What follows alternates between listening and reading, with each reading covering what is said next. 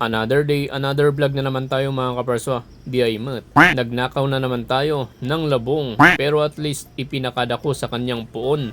Meron tayo ditong The Giant na labong. Pwedeng pang pamilya at pwedeng pang barangay. Huwag lang maipabarangay. Una yan. Ito nga pala yung patok na ulam sa malamig at maulan na panahon. Syempre taglabong na rin po kaya meron tayong The Giant labong, paparisan natin ng munggo o kaya balatong. At meron din tayo ditong inasin na galing pa sa Sabangan Mountain Province. Ito yung sampyon na sampyon at bagay na bagay sa malamig at maulan na panahon.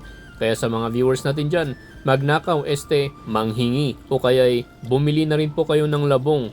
Umpisa na nating magluto. Unang first step ay papalambutin muna natin itong munggo natin mga kaparsa o kaya balatong. Marami din pong nagsasabi na ang balatong o kaya munggo ay nagbibigay ng aray tiis, pero hindi naman po. Bali isabay na rin pala natin yung inasin mga kaparsa. Maglagay tayo ng eksaktong-eksakto lang, syempre hindi rin magpapahuli yung ating pabida-bidang sibuyas. Kuskusin na rin natin itong labong natin mga kaparsa. Bali hindi pala natin ito lutuhin lahat dahil ibibigay natin ito sa mga kasama natin. Gusto ko na rin palang i-shoutout lahat ng mga viewers natin dyan. Mga solid viewers, silent viewers, mga viewers nating OFW. Pati na rin po lahat ng mga bashers natin dyan. Mag-ingat po tayo palagi. Para na rin po sa mga viewers natin dyan na mahilig magluto ng labong. Ano pa po ang masarap na luto dito sa labong? Paki-comment na lang po mga kaparsa.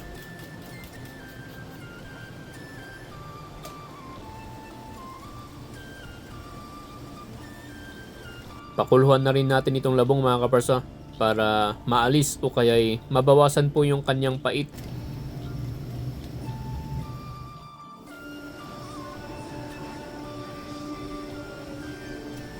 Ilang minuto na rin pong kumukulo itong dugo ko mga kaparsa sa mga makikitid ang pag-iisip. Ilang minuto na rin pong kumukulo itong pinapalambot nating munggo at itong ating inasin, pero hanguin muna natin itong inasin para ito'y ating gayat-gayatin muna.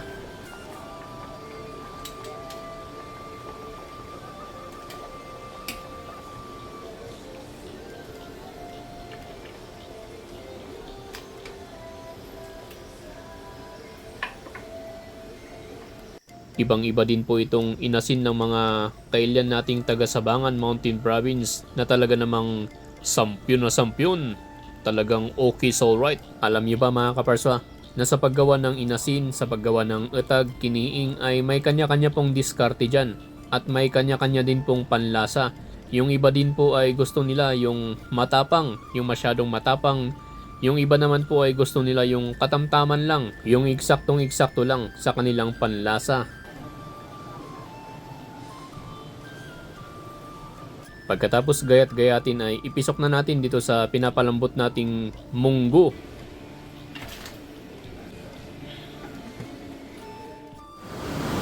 Nagito je baggang.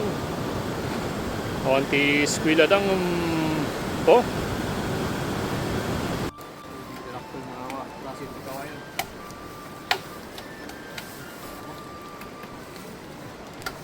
Ito nga pala mga kaparsa yung malalaking klase ng kawayan, yung mga giant. Nagpahabol na rin akong kumuha ng isang maliit na labong para sa isang recipe mga kaparsa. Magluluto tayo ng adobo o kaya atsara.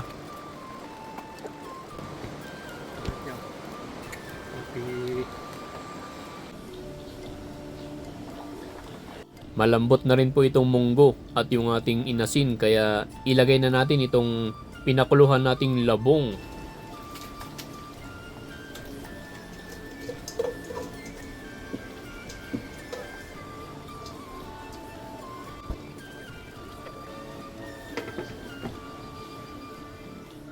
Pagkalipas po ng ilang minuto ay luto na po itong bagay na bagay sa malamig at maulan na panahon. Ang ating munggo, labong at yung ating inasin na talaga namang perfect combination. Halina po kayo mga kaparsa at tayo'y kakain na. Umali kayo, tamangan tako. Bali sa mga viewers pala natin dyan, subukan nyo din po ito. Siguradong magugustuhan nyo yung kanyang lasa. Mga kaparsa.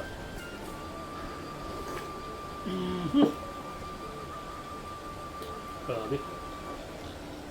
Dami tuyo. Kain na po mga kaperso. Ayun.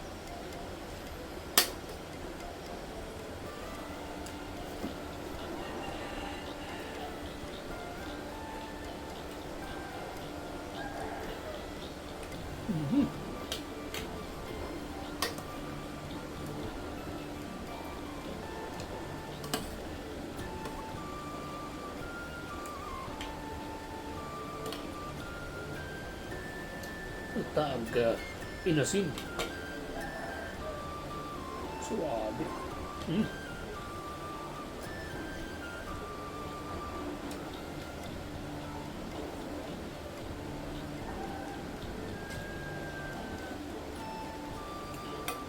Ang bangis.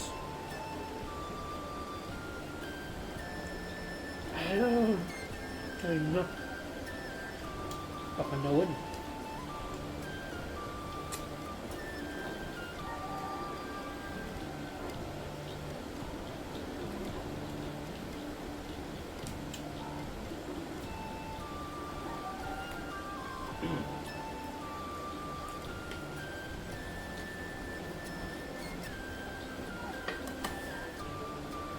Perfect combination.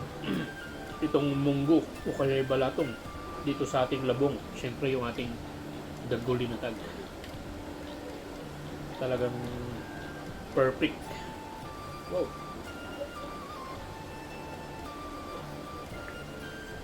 Oh wow. Talaga.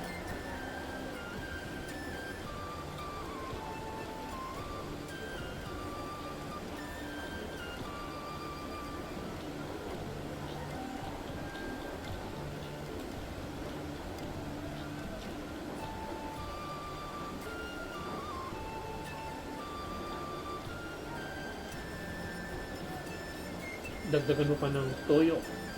Tuyo.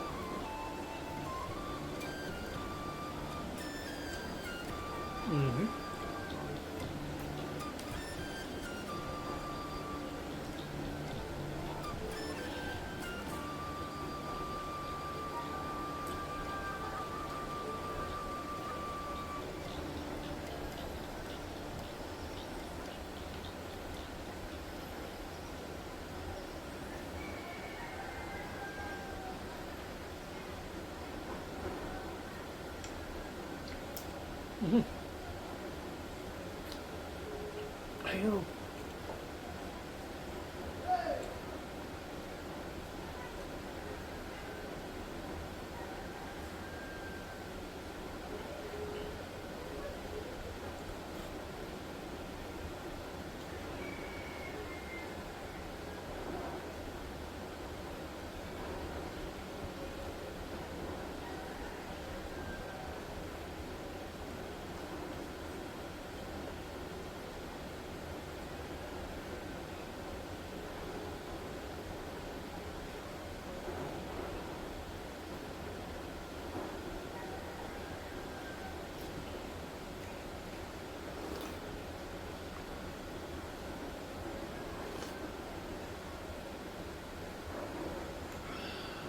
Grabe.